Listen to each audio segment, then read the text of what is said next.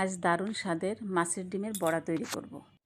প্রথমে ডিমগুলো ভালো করে ধুয়ে একটু আদা বাটা রসুন বাটা দিয়ে দিব, পেঁয়াজ কুচি, কাঁচামরিচ কুচি, লবণ, হলুদ, একটু চাট মশলা, মরিচের গুঁড়া, ধনে গুঁড়া, জিরা গুঁড়া, তারপর একটু বেকিং পাউডার ও একটু বেকিং সোডা দিয়ে দিব, আর 2 চামচ কর্নফ্লাওয়ার, 2 চামচ বেসন দিয়ে দিব, একটু ফ্রোজেন ধনেপাতা দিয়ে দিব। তারপর ভালো করে মাখিয়ে ফ্রাই প্যানে তেল দিয়ে বড়ার আকারে ফ্রাই প্যানে দিয়ে দিব।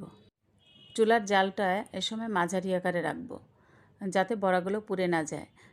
ঢেকে ঢেকে 10 থেকে 12 মিনিট ভালো করে উল্টিয়ে পাল্টিয়ে ভেজে নিব। প্রায় ভাজা হয়ে গেছে, রঙটা কত সুন্দর হয়েছে।